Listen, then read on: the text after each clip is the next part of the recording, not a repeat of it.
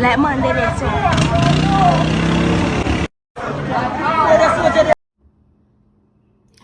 Welcome to My Opinion here on My Opinion TV. Don't forget to like, share, subscribe, click the notification bell so as soon as a video is released, you'll be one of the first to be notified. And this morning, before we go into our major topic, which is the death of a mother and son in St. James on Monday night, we want to just give you a quick rundown as what happened yesterday in Riverton City, where 3 gunmen were taken out by the security forces and 2 firearms recovered. A AK-47 rifle was recovered along with a pistol. Now, we all know Riverton City, even though sometimes you don't hear them in the news, they have their fair share of criminality taking place there. And the police said because they have constant flare up now and again, they were patrolling the area when they saw 2 cars and signaled them to stop. The occupants jumped out of the car and started firing. And as you would know, most of the time, the perpetrators, the criminals, would be the one to suffer. Thank God no police was injured in that operation. And if it didn't stop there, because shortly after, we saw a video that came out. Gunmen from Tivoli Gardens went into a nearby community to carry out an attack. They ran into police from the Denham Town police station, and it ended in a gun battle. Well, we haven't heard of any casualties, right? We're glad that the police are safe, but we are unsure what happened to the hoodlums who went across to try and create mayhem in another community. We haven't heard of any casualties in that case, so we'll follow those stories keenly. As soon as we hear anything, we'll let you know. And the 3 gunmen that were taken out, their identities have not been released. So as soon as we get those information, we'll definitely let you know what took place. But now let's go to our major story. This is sad, and every day it gets worse. When is our beloved country Jamaica going to reach back to its former days, where people are free to go about their business without fear?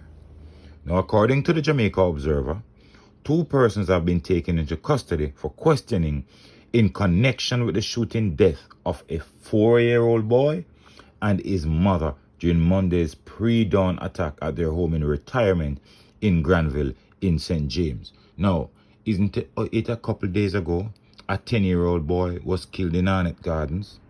We have seen stories even a 4-year-old boy was beaten to death by his stepfather.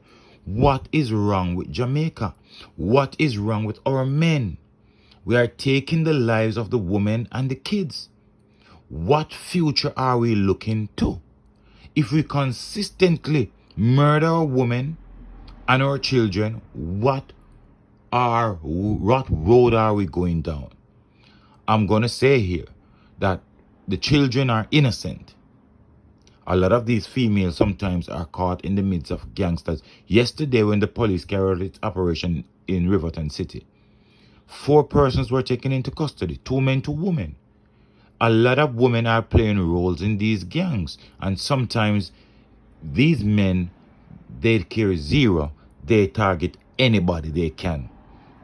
And the women, because of their roles now, men are targeting them just the same.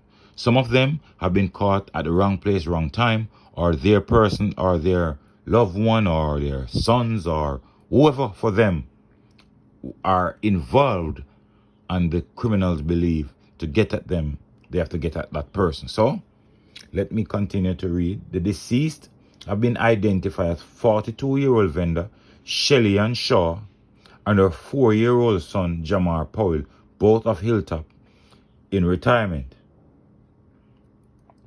There are 2 persons who have been arrested so far, according to the police. Police say that about 3:30 Monday morning, the 4-year-old and his mother were at home with her common law husband when masked men brandishing handguns entered the yard, starting shooting at the boardhouse, hitting the child and the woman. Both were taken to Cornwall Regional Hospital where they died undergoing treatment. The killing of the mother and her child followed last week double murder in the Granville community where 28-year-old Ashawn Holness and 28-year-old Jodian Roberts, a security officer, were killed. We all know Ashawn Holness had his fair share of problems with the law, and clearly based on what we heard is that they came for him. And Jodian was there, and you know the end result. Now, Security Minister Dr. Horace Chang, who is familiar with the area, has blamed the incident on an ongoing gang feud. He said they have taken out the leaders of these gangs, but the other members of these gangs are fighting for status. They also raised some very important point that because these gangsters used to operate as one, they tend to know where each family members live. They tend to operate in the night because they know the shortcuts. They know the terrain better than the police. And the police problem is that they can hardly move in the retirement space from entering without walking on the main road. Foot tracks, foot patrol, all of that pose challenge for police in that area. So clearly, what the government need to do is to start look at these areas that are involved in crime and try to change the community, how it looks and how it operates, so that the police can have a free passage in these communities. Because if that, the police are basically sitting ducks. If the police can't patrol an area because of the terrain, gunmen will run rampant in those communities, and all the police will have to do is play a wait and see role. But at the end of the day, my problem is we are in a country that women and children are being murdered, and we wonder what has caused all of this. What has caused all of these young men, who some people quote unquote call them poor, to have heavy high-powered rifle to go around and destroying and upsetting people's lives? St. James, as I've always said, was never this type of parish, but all of a sudden everything seems to happen. This woman, and to make matters worse, when this woman was shot and killed with her son, a taxi driver volunteered to take them to the hospital.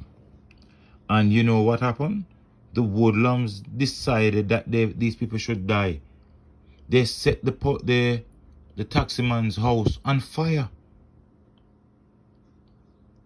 So it clearly tells you that they were going to wipe out this family, and nobody should be spared, because now the taximan lives could be in danger, because he was the one who took them to the hospital and they destroyed his house. So clearly now he will have to either move from the community or clearly I would advise him to move from the community, because clearly these persons would be dissatisfied that he took them to the hospital. The only thing might be a little bit on the east side is that they died. If they were still alive, there's a high possibility that they would target this taximan. Who to tell they're not thinking about it, but I hope he use common sense and avoid the area. But sad day for Jamaica. Another woman and her child murdered. When will this all stop? Let me know what you think in the comment section. Don't forget to like, share, subscribe, click the notification bell, so as soon as a video is released, you'll be one of the first to be notified. Until next time, look out for the children, look out for a neighbor, look out for a loved one, and most of all, keep it locked on My Opinion TV.